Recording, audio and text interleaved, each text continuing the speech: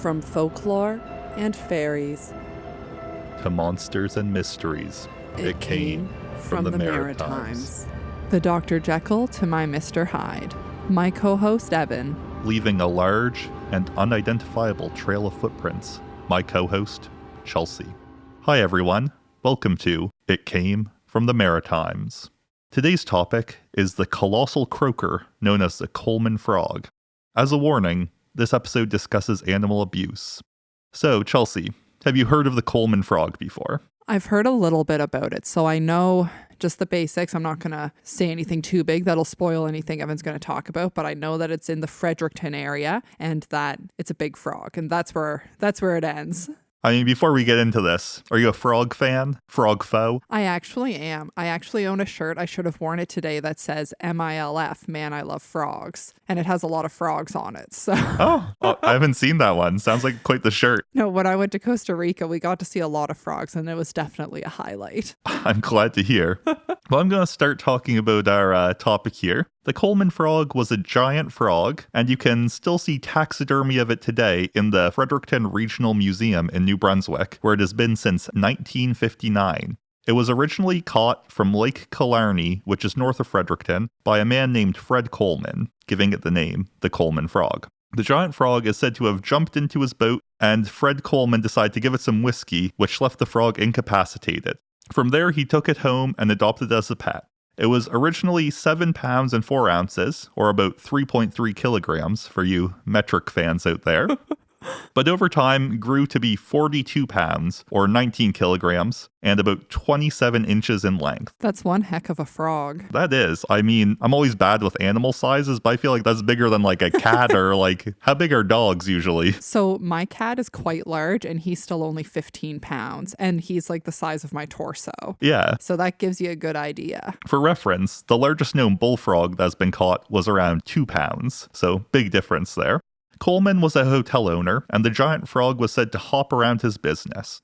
The immense size of the frog is thought to have been due to the diet it was fed, which includes whiskey, baked beans, June bugs, buttermilk toddies, and whey. Honestly, a diet fit for a king. Honestly, I wish I had that thing around just to get rid of the June bugs. Oh, so true. It unfortunately died. Reports of the cause of death differ, some saying that hotel patrons would abuse and put out cigars on the frog, which led to its eventual demise. Others say that it died in a dynamite accident. What the heck? Yeah, when it was taken to a work site, though some say that that was on purpose as well. There was no explanation of the dynamite accident beyond that. They just dropped that in there. Yeah. Following the death of the Coleman Frog, it was sent to Bangor, Maine to be taxidermied. It was forgotten until 1950s when his great-grandchildren found it and donated to the Fredricton Region Museum for study and repair. The Coleman Frog has come under scrutiny from many groups, including the Museum of Hoaxes, which has said it is a fake, and that it was actually a promotion for a brand of cough drops with a slogan of, "To soothe the frog in your throat." A 1988 report by the Canadian Conservation Institute said that the taxidermy did include canvas, wax, and paint, but the museum won't allow DNA testing. On the other side, herpetologist Tim Andrew has analyzed the specimen and believes that it is a real and unidentified species. So, if you haven't already, Chelsea, I want you to look up a picture of what the Coleman Frog looks like. I'm on it. Let's see what this thing's all about. I'm going to say that if you look at it, I think it's fair to understand why people are pretty skeptical of the thing. It doesn't look real, I'd say. No, it does. I could see how upon a glance you might assume it was paper mache. Yeah, and that's the thing. I mean, I want to believe, but I understand the skepticism. I can imagine if you did taxidermy on a frog, it's not like a deer or something where you have fur, so it looks like it has like the fur on the outside. I'm assuming there would need to be a lot done to the skin to allow the frog to be taxidermied. So I could see like if there was wax coating it, things like that, it would make it appear less than real. Also, I mean, if it was truly blown up by dynamite, this could be more of a recreation than a... I think that's the real question of the episode. Why would they want a dynamited frog to be taxidermy? Yeah, so some people propose that the Coleman frog is actually a species of large bullfrogs that are found primarily in New Brunswick and New England. They were said to be seen by European settlers from the mid-1800s, but many people don't take those reports seriously. The last sighting of one was in the late 1990s, when a family claims that their daughter caught a 5-pound bullfrog. See, I find it so random that there would be giant bullfrogs in New Brunswick and New England, but I guess anything's possible. But for me, it's like I would have assumed in a warmer climate, like somewhere down south, like animals might grow bigger, whereas frogs, I don't know. Do frogs hibernate? I don't have the answers, but it's interesting to think of. But I guess it is a wild and wonderful world we live in. And I'm not a biologist. I can't tell you anything about frogs in particular. Not my area of specialty, but yeah, I'm I just guess a frog fan, not an expert. Exactly. So I want to talk about another story that is in some way related, which is a Wabanaki legend that tells of Aglabemu, which is a frog spirit. The story has a lot of variants, and it tends to change based on where you hear it from, kind of New England area, New Brunswick, I believe some in Pennsylvania as well. But the one that I heard most commonly was set along the St. John River in New Brunswick, where Aglabemu blocked the river, which was blocking the water from getting to people downstream. The legendary hero Glooscap is said to have defeated the giant frog spirit by pulling up a tree from the ground and clubbing the spirit, turning it into a regular-sized bullfrog. And some might wonder if the Coleman Frog could be related to this spirit. Oh, that's interesting. I had never heard of that before. Yeah, and I know we hear some stories of Glooscap and different things around here, but I never heard this until I started searching up different frog stories in New Brunswick, and that popped up, and I thought it was kind of interesting that there was another giant frog. Well, especially, in New Brunswick, I feel like it's a very kind of specific thing to have two giant frog stories within one province. Exactly, yeah. And have it not be a coincidence. Really, though. And there's one other story that I heard, and this one comes out of Ohio. It's a town called Loveland, and they had a creature called the Loveland Frog, which was a humanoid frog. It was originally seen in 1955 by a traveling salesman who was driving at night. He reportedly saw 3 creatures that looked like 4-foot-tall humanoid frogs on a poorly lit bridge. He reported them having leathery skin, frog faces, and one of them having a wand that was waving over its head, spraying sparks.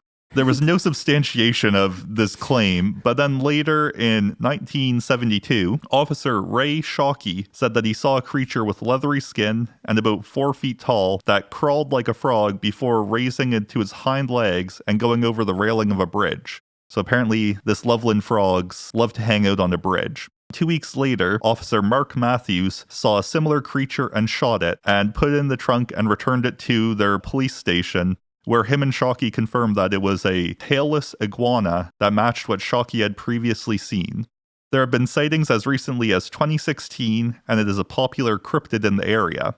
It even has different media around it, such as a found footage horror film titled Frogman, and a 2014 musical titled Hot Damn, It's the Loveland Frog. Can we please make an effort to go see this musical? It sounds like a delight. I've tried to find information, and it seems like it had a pretty short run in theater. Let's bring it back. I think it was only a part of a fringe festival. My goodness, it must have been quite the sight. I guess so. Even if this was just a tailless iguana, that is still very frightening, thinking of it as 4 feet long. Well, that's the thing. I'm kind of thinking, and again, I don't know much about all these creatures, and I think they believe that it was an escaped pet. Because, I don't think iguanas really make it up to Ohio too much. No, I couldn't imagine. I'm also very curious about the wand. Yeah. Yeah. Just waving it over its head. That's the thing. It's one thing to see like a couple of weird creatures, but then one of them having a wand, that sounds like it's like a little wizard monster thing. Well, that's the thing. I don't feel like iguanas have super dexterous digits, so. Yeah. And I mean, there could be a lot going on. That was in 1955, so tales could have changed in the meantime. But yeah, it was pretty interesting. That's true. We'll never know. Yeah. But anyways, thank you for listening to me talk about the Coleman Frog. Now I'm going to give Chelsea a little bit of a quiz in a segment that I call Beast Feast. For this, I'm going to tell Chelsea 3 different types of foods and 3 different cryptids and see if she can put together which one eats what. I'm ready. So, the first cryptid is a cactus cat, which is a cat that has thorned fur, a branched tail that looks like a cactus. The second creature is a jackalope. You've probably heard of that one before. It's like a little rabbit with yes. antlers. Yes. And the third is a gumbaroo. which is a large black bear-like creature with leathery skin, and the only hair is large eyebrows. I wrote this down. I'm not sure why I decided this was important, but they are impervious to shooting, but if lit on fire, they will explode. I feel like a lot of things will if they're lit on fire, but I'm glad to be informed. Now, if I ever am attacked by one, I know what to do. The foods here, I'm going to go one by one, and I'm going to kind of see. The first is whiskey, plants, and insects. Whiskey, plants, and insects. Is it the jackalope? It is. Apparently the jackalope likes a good whiskey. I felt that. I feel like that might be related to the fact that you sometimes see a taxidermy jackalope in a bar. Yes, maybe that's where I got it, because I just knew. Yeah. The next is anything that looks like food, including whole animals. That's the gumbaroo. Yeah, you're right. You got the gumbaroo. And I left this one for last because I think it's pretty obvious, but cactus juice. I wonder what it could be. The cactus cat? Yeah, and a fun fact for you. Apparently, sometimes the cactus juice will get fermented and it will leave the cactus cat drunk. Whoa, lucky so, I mean, cat. not the jackalope isn't the only one that likes a nice drink. I like it. Cryptids with style. I know. Thank you, everyone, so much for joining us for this episode of It Came From The Maritimes. You can find us on social media, on Instagram and Facebook at It Came From The Maritimes, on X at ICFT Maritimes, and if you have any Atlantic Canada folklore you would like to see covered in future episodes, or any spooky encounters of your own, please email us at itcameFromTheMaritimes@gmail.com. If you enjoy our podcast, please leave us a 5-star review. It helps people find us.